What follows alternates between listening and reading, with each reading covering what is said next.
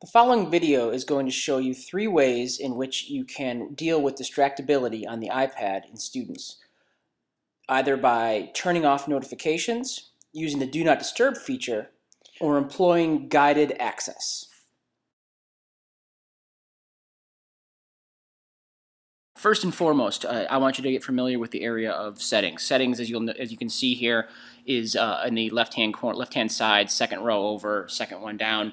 The settings is just the gear. So if we touch on settings, you'll notice a whole set of things come up here. What I'm going to do is first show you that on the left-hand side, you've got a couple of different options that will help you understand how to keep a student focused. Under notifications, which is highlighted right now. When notifications is highlighted, it shows you all of the apps that use notifications that will pop up while a student is working. So what you want to do is you want to encourage your student to shut down as many of these as possible. So for example, messages. So if you don't want them getting text messages, you simply click on messages, and if you notice that it says on at first there, you just switch that to off. And then for anything that you're working on, you want to make sure that you want to turn off notifications for those things. FaceTime would be another popular thing. You turn that off so that students won't be bothered. And then you'll notice once I turn it off, it ends up not in the notification center. So what will happen is no longer will Facebook, for example, off, notify you in the middle of working on something. This will help avoid those distractions of things popping up while a student is working on their homework.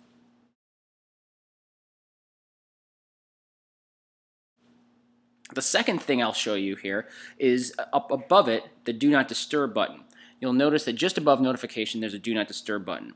That's something that you can do to set up you can set for a certain amount of time so that your phone isn't ringing if it's an iPhone, or it's not vibrating or buzzing or anything like that. So when it comes up to Do Not Disturb, you can set it up to schedule your Do Not Disturb from, let's say you want to work on your homework from 7 p.m. till 8 p.m. You do that, it gives you a quiet hour, and now it won't allow you to do anything or receive calls, no one, from anyone. And so that'll allow them to stay focused and avoid getting phone calls or texts or anything like that. So that would be a way to shut off any sort of disturbances that you have coming from outside areas. In guided access, you'll find in the same settings area, you just have to go to General. Notice I went to General there. Scroll down and look at Accessibility. Accessibility is right there. Now, under Accessibility, you got to scroll down and click on Guided Access. What Guided Access does, as it sees, I can just read it for you right underneath the word. Guided Access keeps the iPad in a single app and allows you to control which features are available. So how do you start guided access? Well, before you do that, here's what I would recommend doing. With your student's iPad, play around with it a little bit. Have them hand it to you. Play with it, try it out, try guided access. First of all, what you want to do is you want to set a passcode so that you know it necessarily and the student might not. So if you're really worried about them focusing, set a passcode that you know and they don't. So if I set the passcode, I'm going to set the passcode to just 1111 here. You got to re-enter it, 1111. And now, what I would do is I would triple click the screen. So on that home button, the bottom button on the iPad, I hit it 3 times. And the 3 times will begin guided access. So let's say I want my student to work on a book. I want them to read for half an hour. So they close it out here. We can go over to iBooks.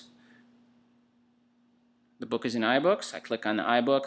The book comes up. So now I've got a book up. And so what I do is I triple click the home button, 1, 2, 3, and what happens is this. And you'll notice up in the upper right hand corner it says Start. So if I click Start, guided access is started. Now, no matter what I do, I can't get out of the app. This is all that I can do. I can play within the app, but I can't close out the app. No matter what I touch, no matter what I try, nothing will happen. Now, how do I get out of that app? I triple click the home button again. 1, 2, 3. It asks me for the passcode. 1111. And then I can get back out, and then I can end it here. And then I can restart guided access ended. Now I can close my app. So both of those options will help parents take control of this device and make sure that if your student is working on it and if you're concerned about issues of distractibility or focus, you can get them to focus on a single app or a single device and avoid some of the notification issues, some of the things popping up that might be concerning to students, especially middle school students, as they learn how to develop a level of focus on their work.